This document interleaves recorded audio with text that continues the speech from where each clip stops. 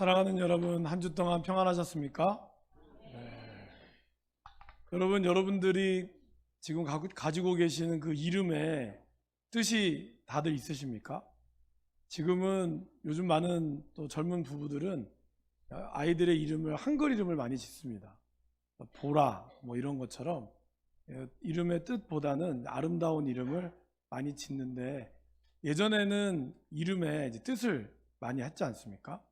저 같은 경우는 있을때에 빛나루기입니다. 있을 때 빛나라, 이런 뜻이 있는 것 같습니다. 저희 아버님이 대머리시거든요. 제가 그 뜻이 그건가 하고 헷갈리기도 하는데, 아직까지 이제 벗겨지진 않아서. 아마 여러분들도 뭐 예전에는 그 이름 출생신고를 하면 옥편도 또 있었더라고요. 그래서 이제 이름의 뜻을 잘 한자에 넣는 것처럼, 마찬가지로 이스라엘도 이름을 지을 때 어떤 뜻이 굉장히 중요합니다. 근데 이름이라고 하는 것 자체가 어떤 사람의 존재의 여부를 뜻하는 것이죠. 그래서 모세도 처음에 시내산에 올라갔을 때 하나님과 계속 대화할 때 모세가 가장 먼저 던졌던 질문이 그거 아닙니까? 당신의 이름이 무엇입니까? 그 말은 내가 당신의 이름을 모른다, 이런 뜻보다는 당신은 어떠한 존재이십니까? 이거라는 의미가 담겨져 있습니다. 이처럼 이 이름에는, 또 특별히 성경에 나오는 이름, 하나님께서 이름을 부를 때는 그것에 대한 어떤 뜻이 잘 담겨져 있다라고 볼 수 있습니다. 지난주에 사도 베드로는 예수님께서 너희는 나를 누구라고 하느냐라고 물었을 때 주는 그리스도시요 살아계신 하나님의 아들이십니다라는 고백을 했습니다. 그때 예수님께서 바요나 시모나 내가 복이 있도다, 이 말씀을 하셨습니다. 그러면서 참된 이 신앙 고백 위에 하나님은 축복의 메시지를 주셨습니다. 그래서 여러분, 우리가 믿음으로 신앙 고백하는 것 굉장히 중요합니다. 우리의 고백이 어떠한 고백을 하느냐에 따라 하나님께서 우리에게 주시는 이 축복이 달라지기 때문이다라는 것입니다. 오늘 예수님께서도 사도 베드로를 통해서 축복의 말씀을, 바요나 시모나 내가 복이 있도다라는 말씀을 이야기하면서 오늘 18절 말씀에 이제 본격적으로 그에게 어떠한 복이 임했는가를 우리에게 말씀하고 있습니다. 18절 말씀 처음에 또 내가 내게 이르노니 너는 베드로라, 이 말씀을 하고 있습니다. 여러분, 왜 갑자기 축복의 말씀을 이렇게 축복하면서 왜 베드로라라는 말씀을 하셨을까요? 예수님께서 처음에 베드로를 만났을 때 요한복음의 말씀에 보면 내 이름이 시몬이니 장차 게바라 하리라 라는 말씀을 했습니다. 이 게바라는 말은 아람어고 베드로라 하는 말은 헬라어입니다. 뜻은 같습니다. 바로 반석이다 라는 뜻이죠. 처음에 예수님을 아마 만났을 때 예수님이 그에게 네가 앞으로 게바, 반석이 될 것이다 라고 예언을 하신 겁니다. 그리고 그 예언의 말씀이 오늘 베드로의 성령이 충만한 신앙 고백 위에 예언의 말씀이 이루어졌다라는 것입니다. 그래서 우리의 신앙 고백을 통해서 하나님이 우리를 만나주시고, 또 우리는 하나님을 믿음으로 고백함으로써 저와 여러분들이 하나님이 주시는 이 복, 하나님이 주시는 그 은혜가 임하여지게 된다라는 것입니다. 사랑하는 여러분, 우리의 모든 사람들은 다 세상에 태어나서 또 학교를 다니거나 다양한 직업들을 가지고 살아가고 있습니다. 그리고 나름대로 열심히 다 살아가려고 합니다. 아마 여기 계신 분들 중에 놀고 먹고 싶겠지만 그래도 열심히 살려고 애쓰지 않는 분은 아마도 없을 겁니다. 그런데 어떻습니까? 나름대로 계획표도 세워보고 열심히 해보려고 하지만 참 안타깝게도 내 뜻대로 되지 않는 경우들이 굉장히 많습니다. 그러다 보니 다른 사람들을 부러워하기도 하고 또 그런 자신의 모습을 자책하기도 합니다. 그런데 목회자가 가지고 있는 특권 중에 하나는 다양한 사람들을 신방을 통해서나 만날 수 있다는 건데, 정말 남들이 부러워할 만한 그런 직업과 부와 명성을 누리는 사람도 만나보면 그 속에도 남들에게 이야기할 수 없는 아픔과 상처들이 있음을 저는 개인적으로 경험을 많이 해봤습니다. 그래서 근대의 단편 소설의 창시자 중에서 한 명인 이 모파상이라고 하는 소설가는 그의 묘비명에 이렇게 썼다고 합니다. 모든 것을 갖고자 했지만 결국 아무것도 갖지 못했다. 어떻게 보면 우리 인생이 그럴 수 있겠죠. 또 이 극작가 중에 한 명인 버나드 쇼는 자기 묘비명에 이렇게 적었습니다. 우물쭈물하다가 내 이럴 줄 알았다. 어떻게 보면 우리의 인생이 우물쭈물 이것도 해보고 저것도 해보는데 방향 없이 가다가 마지막 순간에 대해서 그냥 허무하게 끝나고 마는 인생일 수도 있다라는 것입니다. 근데 이건 왜 그럴까요, 여러분? 과연 하나님께서 우리를 그렇게 만드셨을까요? 하나님은 우리를 만드셨는데 우리는 한 방향 없이 그냥 우물쭈물하다가 마지막 순간에 이 사람의 고백처럼 내가 이렇게 될 줄 알았어. 그러니까 잘 살아봐야 아무 소용없어. 그것이 과연 우리 인생의 마지막 종착점이겠습니까? 그렇지 않습니다. 하나님께서는 우리 가운데 계획하고 계시고 하나님의 은혜로 우리를 분명히 역사하고 계시다라는 것입니다. 어떤 분들은 그렇게 얘기하시더라고요. 어떻게 태어나셨어요? 아유, 그놈은 술이 맨수지. 이렇게 하신 분들도 있어요. 여기 계신 분들 아무도 안 계시겠지만 그러면서 마치 부모 탓, 남 탓하면서 내 인생을 한탄하기도 하지만 분명한 것은 하나님은 우리의 인생을 계획하고 하나님은 우리 인생을 축복하셨다라는 것입니다. 그래서 제가 개인적으로 좋아하는 이 명언 중에 하나가 저를 한번 따라해 보실까요? 하나님은 주사위 놀이를 하지 않으십니다.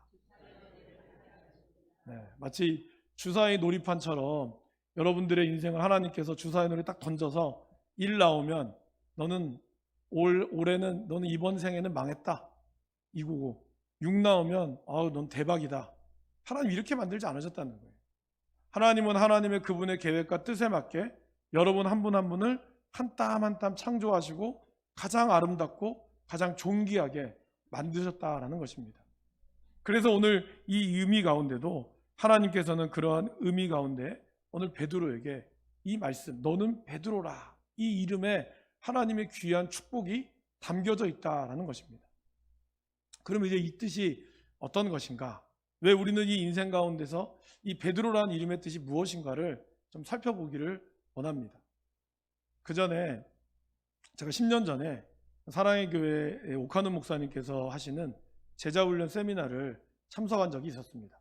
사실 그때만 해도 목사님은 돌아가셨기 때문에 목사님에게 직접적으로 훈련 자체를 배우진 못했지만 가장 첫 시간이 광인론이라고 하는 시간입니다. 미칠 광의 사람임이죠.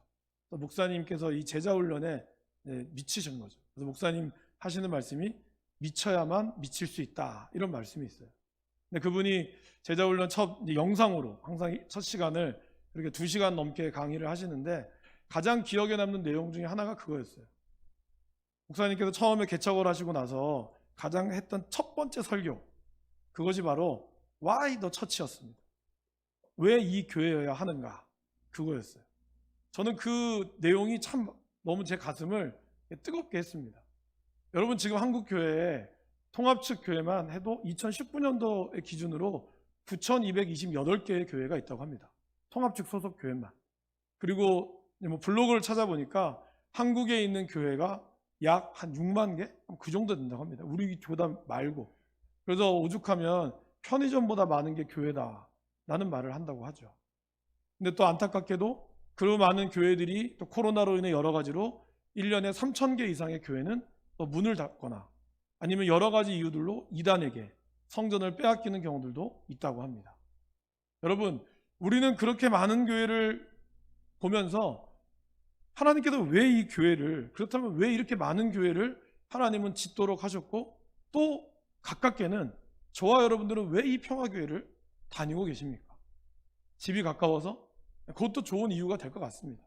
집이 사실 교회와 가까워야 여러분들이 힘들고 아니면 마음 놓고 기도하고 싶을 때 내 성전에 와서 기도할 수도 있고 그거 좋죠. 또 여러분들이 아는 분이 전도하셔서 우리 교회를 다닙니다. 맞습니다. 그것도 또 좋은 이유가 될 수 있다고 생각합니다. 그러나 근본적으로 이 교회는 하나님의 교회이고 사람의 교회가 아니라면 하나님이 이 교회를 어느 선교사님이나 목사님이나 누군가를 통해서 세워주셨다면 이 교회가 가지고 있는 중요한 목적, 그것이 뭐겠습니까? 저는 그것이 제가 목회를 하면서 10년 전에 제자훈련을 통해서 또 계속해서 제가 살아가면서 담임 목회를 하는 동안, 아니 어쩌면 저희 평생의 목회 가운데 가장 중요하게 여기는 것이 바로 교회란 무엇일까? 하나님은 왜 우리의 교회를 허락하셨을까? 그리고 저는 왜 이 교회의 담임이 되었을까? 라고 하는 끊임없는 그런 고민들이 사실 저에게는 담겨져 있습니다. 오늘 이 말씀을 통해서 성경으로서 교회에 대한 이야기인데, 오늘 특별히 오늘 이 초대교회, 복음서에서 나오는 이 교회, 성경에서 유일하게 첫 번째 나왔던 이 교회가 어떤 교회여야 될까? 저와 여러분들도 또한 하나님이 만드시는 교회가 어떤 교회여야 되는지를 우리가 알아야 신앙생활하는 저와 여러분들이 건강할 수 있고, 그 건강한 가운데 우리가 하나님의 은혜 가운데 거할 수 있다라는 것입니다. 오늘 이 말씀을 통해서 함께 나눠볼 수 있기를 원합니다. 먼저 베드로라는 이 이름에는 여러 가지 이유들이 있지만 특별히 이 교회에 관한 오해가 좀 생겨났습니다. 여러분이 베드로라고 하는 뜻이 반석이라는 뜻이죠. 그리고 이 뒤에 보면은 내가 이 반석 위에 대해 교회를 세운다라고 말씀하셨습니다. 그래서 카톨릭에서는 로마 교황의 제1대 교황이 누구일까요? 바로 베드로입니다. 베드로라고 그들이 베드로를 1대 교황으로 세운 이유는 바로 오늘 이 말씀 때문에 그렇습니다. 그거 봐라, 베드로 위에 반석을 세웠기 때문에 하나님의 교회는 바로 베드로가 1대 교황이다라는 것입니다. 사실 그것이 맞다 틀렸다의 문제가 아니라 그것 때문에 카톨릭에서는 베드로의 권세, 즉 교황의 권세가 천국의 열쇠를 가지고 있기 때문에 교황의 가르침을 성경과 동일하게 성경 다음으로 볼 만큼 높은 가치를 두고 있다라는 것입니다. 그러나 여러분, 사실 교황도 물론 존경할 만한 분이지만 그럴 가치를 가질 수 있는 사람은 아닙니다. 카톨릭 들으시면 오해하지 마시기 바랍니다.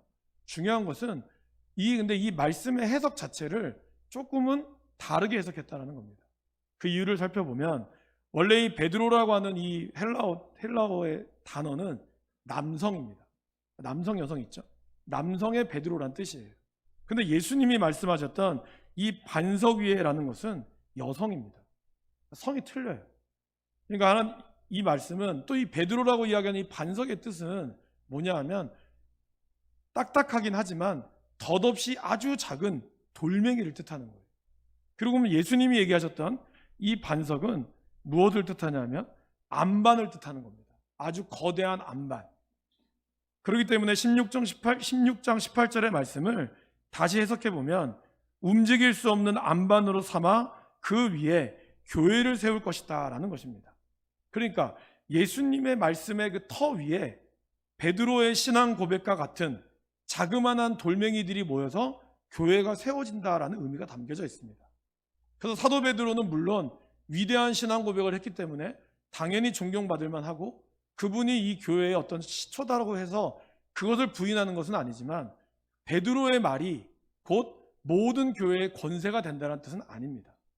그래서 사도 베드로도 그 말씀을 알고 계셨기 때문에 베드로전서 2장 4절 5절 말씀에 사람에게는 버림바 되었으나 하나님께는 택하심을 입은 보배로우신 산돌인 예수께 나아가 너희도 산돌같이 신령한 집으로 세워가고 예수 그리스도로 말미암아 하나님이 기쁘게 받으실 신령한 제사를 드릴 거룩한 제사장이 될지니라. 이렇게 얘기하고 있습니다.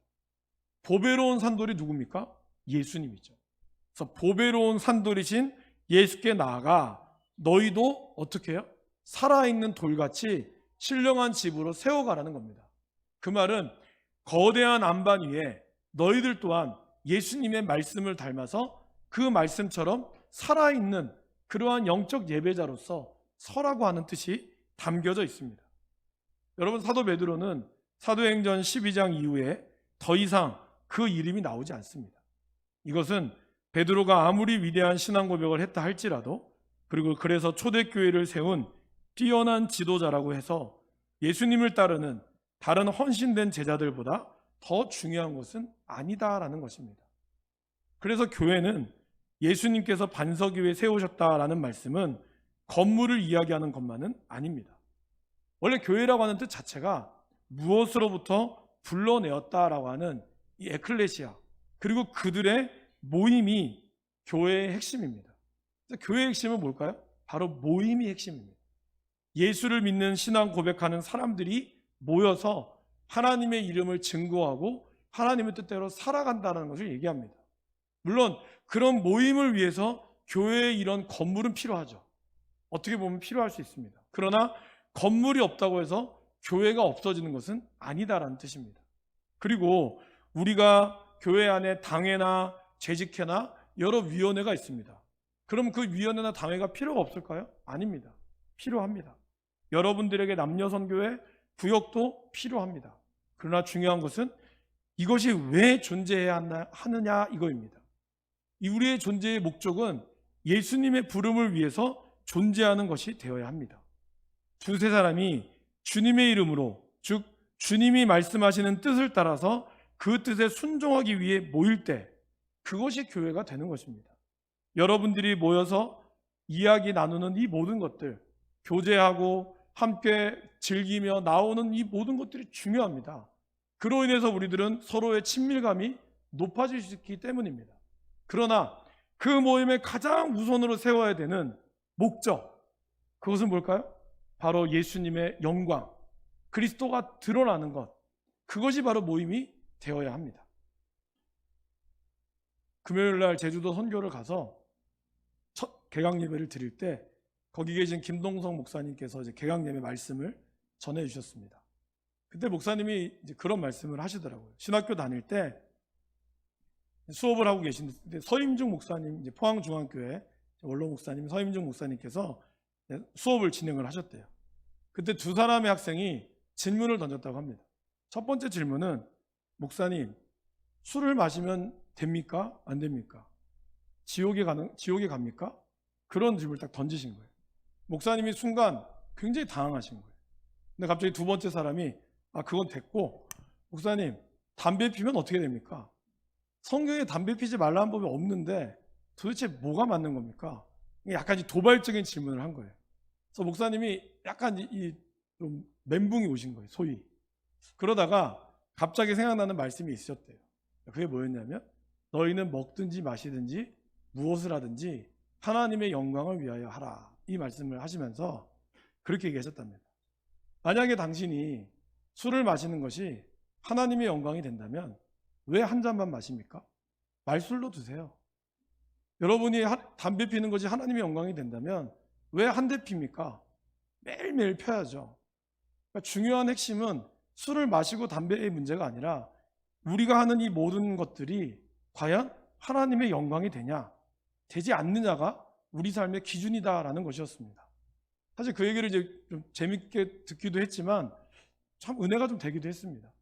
여러분, 제가 여러분들에게 말씀드리는 핵심은 술을 마셔라, 담배를 피면 안 됩니다, 이거를 말씀하고는 것이 아니라 그러한 질문을 던지는 분에게 이런 말씀을 드리고 싶은 겁니다. 만약에 그것이 여러분들이 술을 마시거나 담배를 하는 것이 하나님께 영광이 될 수 있다면 얼마든지 충분히 마셔도 되는 것입니다. 그런데 몰래 홀짝홀짝 하시면서, 그리고 그것이 왜 문제가 되느냐 그렇게 따지시면서도 정작 하나님께 영광이 되지 못하는 삶을 살고 있다면 그것이 문제가 될 수 있다는 겁니다. 마찬가지로 우리의 교회의 모임도 마찬가지입니다. 저와 여러분들이 잘 모여서 함께 모여서 즐거운 시간을 갖는 것 좋지만 그 모임의 가장 중요한 핵심, 그것이 하나님의 영광이 드러나지 않고 그냥 친한 사람들끼리 모여서 즐겁고 즐거운 시간만 보낸 것이라면 우리는 그것이 과연 교회인가, 근본적인 질문 앞에 서야 한다라는 것입니다. 오늘 저희 교회는 매월 셋째 주마다 남녀선교회로 모임을 갖습니다. 모임을 가지면서 서로의 친교도 도모하고 한 달 동안 어떻게 살았는지 또 이런 나누는 귀한 시간들이 참 의미 있다고 생각합니다. 그러나 우리는 그 모임을 하면서도 항상 잊지 말아야 합니다. 교회는 하나님의 교회고 어느 누구의 교회도 아닙니다. 목사만의 교회도 아니고 또 장로님, 권사님, 안수집사님만의 교회가 아닙니다. 주께 부르심을 입은 모든 사람들, 주님을 그리스도요 살아계신 하나님의 이름으로 고백한 모든 분들이 모여서 하나님의 영광을 위해서 우리는 교제하는 것이고 우리는 전도하는 것이고 이 모임이 진행되어야 한다라는 것입니다. 우리가 먹고 즐기는 것도 매우 중요한 문제라고 생각합니다. 그러나 그 모임 가운데서 그런 먹고 즐기는 가운데 함께 하나님의 은혜가 나눠지고 하나님의 영광이 나눠지고, 그리고 함께하지 못한 분들을 기억하며 그들을 위해서 기도할 수 있고, 때로는 같이 찾아가서 그분들과 함께 이 모임 가운데 하나님의 은혜를 나눌 수 있는 그러한 입술의 고백이 이어질 때, 그것이 진정한 교회가 될 수 있다라는 것입니다. 교회는 사람이 드러나는 것이 아니라 바로 하나님만이 드러내야 하는 것이고, 그러기에 주님이 세우셨기에 이 세상이나 어떠한 사람의 세력도 교회를 허물 수가 없습니다. 사도 바울은 로마서를 썼지만 이미 로마 교회에는 누군가가 개척을 하고 있었습니다. 그리고 그 로마 교회는 지하 동굴 카타콤에서 예수 그리스도를 나의 구주, 나의 하나님으로 고백하는 사람들이 있었습니다. 엄청난 박해 가운데서 사람들의 놀림감을 받아가며 콜로세움에서 사람들을 죽어갔지만, 그럴수록 교회는 성장했고 교회는 부흥을 했습니다.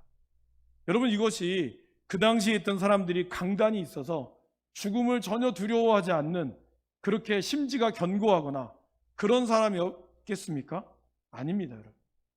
그들도 우리와 똑같은 사람이고 우리가 똑같이 성정을 가진 사람들이었습니다. 여러분, 엘리야를 보십시오. 엘리야가 850대 1로 이 바알과 아세라를 섬기는 사람과 자기 혼자 영적인 싸움을 하잖아요. 이 싸움을 통해서 굉장한 승리를 맛봤습니다.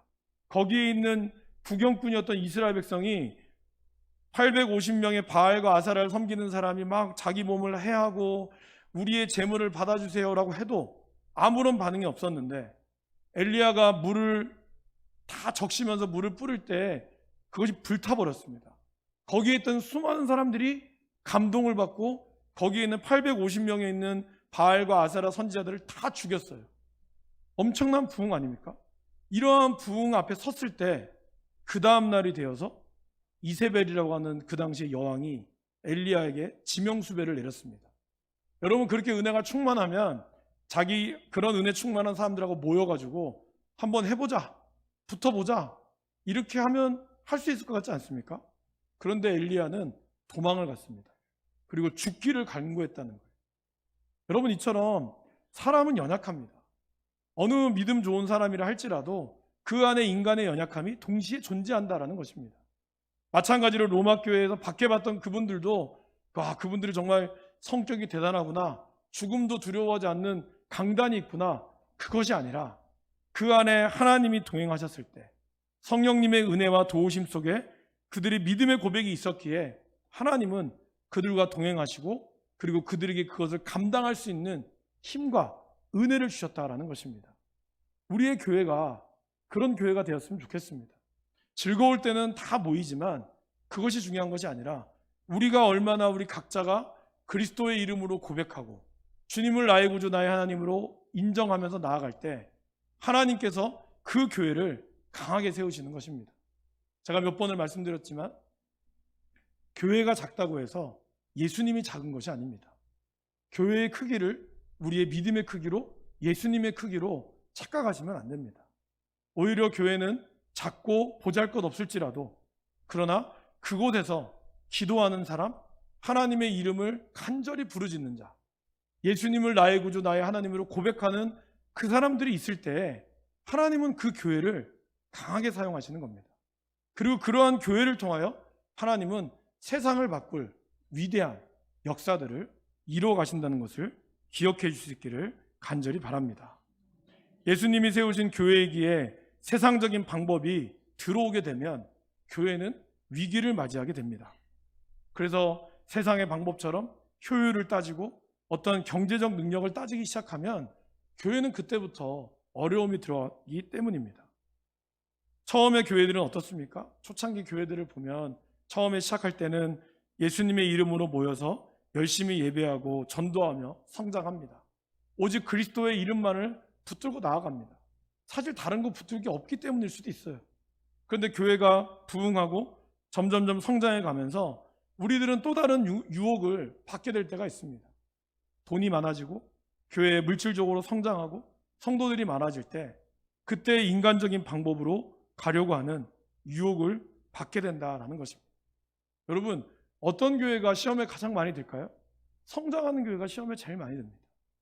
이제 교회가 부흥해서 건축을 시작하려고 한다거나, 제 모교회가 그랬거든요. 성도들이 많아지고 다 채울 수 없을 때 모두 다 성전 건축을 동의를 했어요. 그런데 그때부터 조금씩 삐걱거리기 시작하더만 결국 교회가 나눠졌어요. 참 안타까운 일이죠. 그러니까 우리가 중요한 것은 그럴 때 우리가 어떻게 그럼에도 불구하고 우리가 하나님의 방법으로 나아가느냐, 하나님의 뜻을 부르짖느냐, 이것이 중요하다라는 것입니다. 끊임없이 십자가 앞에 우리 자신을 내려놓아야 하고 매일매일 피차 권면하여 죄의 유혹으로 완고해지지 않도록 늘 끊임없이 우리 자신의 신앙 고백이 필요하다라는 것입니다. 여러분들은 예수님을 어떻게 고백하고 계십니까? 우리 교회는 또 무엇을 고백하며 존재하고 있습니까? 여러분들이 이 교회를 오는 가장 중요한 이유, 여러분들이 예수님을 믿고 우리의 모임 가운데 가장 중요한 이유는 무엇이 되어야겠습니까? 바로 예수 그리스도, 그분의 이름이 되어야 한다라는 것입니다. 그런 은혜가 저와 여러분들에게, 그런 입술의 고백이 저와 여러분들이 있기를 간절히 바랍니다. 또한 교회는 음부의 권세가 이길 수 없는 곳입니다. 18절 말씀에 보면 내 교회를 세우리니 음부의 권세가 이기지 못한다라고 말씀하고 있습니다. 근데 이 권세라고 하는 뜻은 문을 뜻하거든요. 그러니까 교회의 특별히 문, 고대에 나타나는 시대를 배경으로 한 영화를 보면요, 이런 큰 성이 있을 때 어떤 싸움을 하죠? 문을 열려고 하는 싸움을 해요.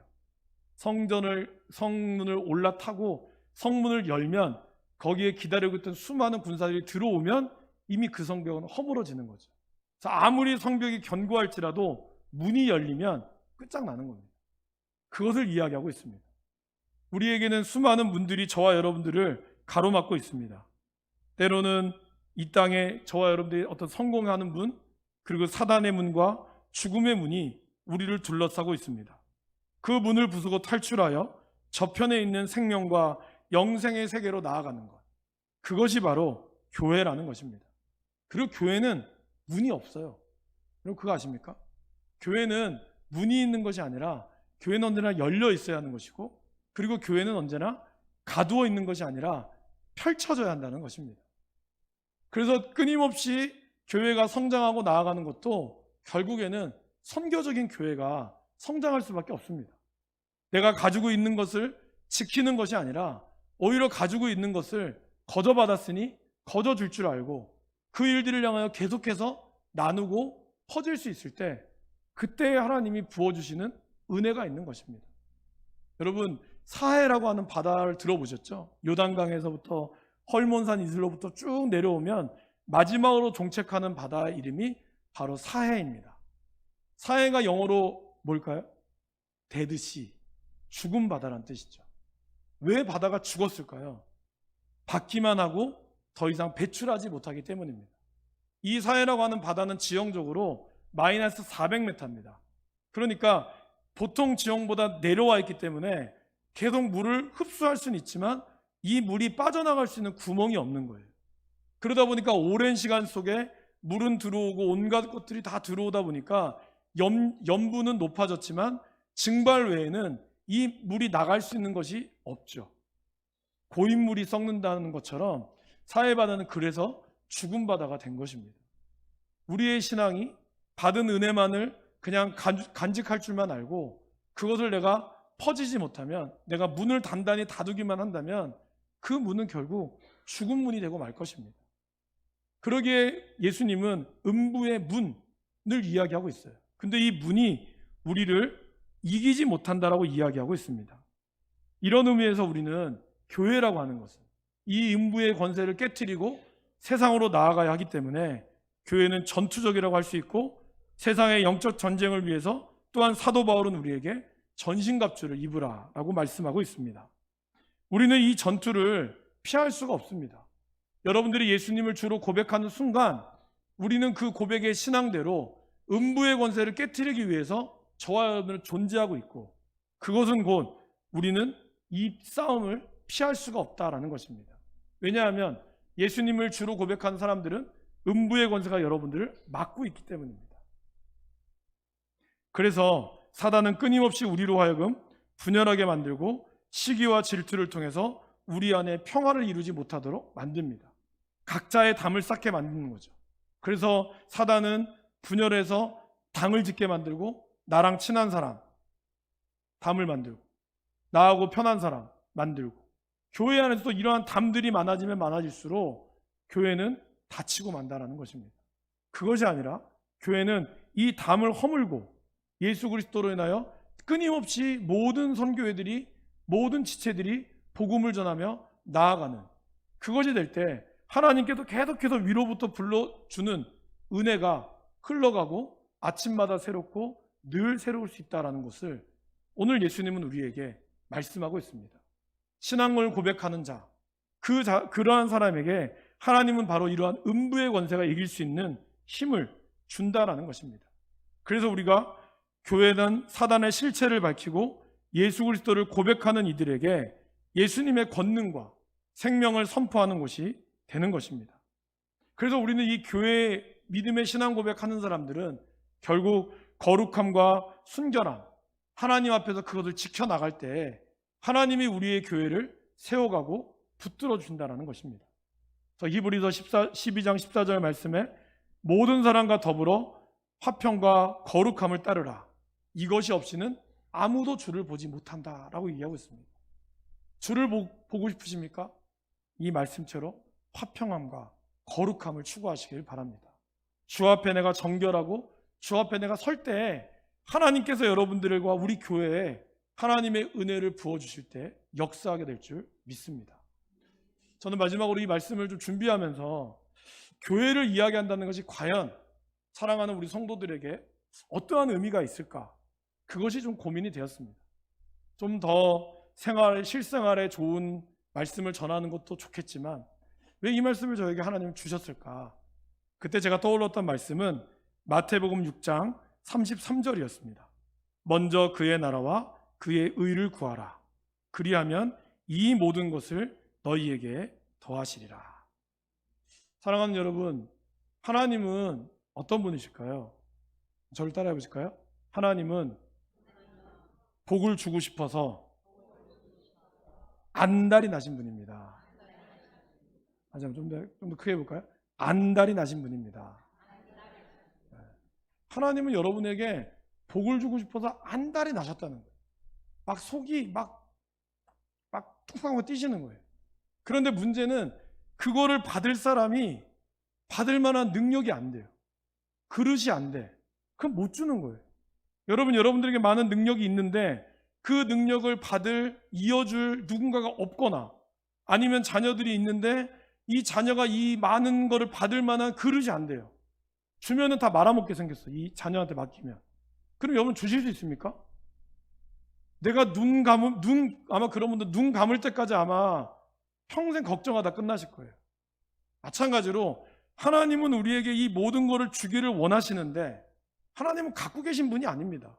여러분들에게 너무나 많은 걸 주기를 원해요. 근데 그거를 받을 만한 그릇이 안 될 때 하나님은 안달이 나시는 거예요. 그럼 우리는 어떻게 해야 받을 수 있을까요? 바로 마태복음 6장 33절 그의 나라와 그의 의를 먼저 구하라. 그리하면 이 모든 것을 너희에게 더하시리라. 먼저 구할 때 그러한 믿음의 신앙생활을 통해서 또 여러분들이 그러한 받은 은혜들을 나눌 때 친밀한 교제를 이루고 주의 복음을 전할 때 그것이 여러분들의 삶의 우선이 될 때 음부의 권세가 이길 수 없을 것이고 이 세상의 유혹과 시험이 몰려올 때도 우리는 능히 이길 수 있습니다. 그리고 궁극적으로 저와 여러분의 삶에 하나님께서 때를 따라 돕는 은혜를 허락하여 주실 겁니다.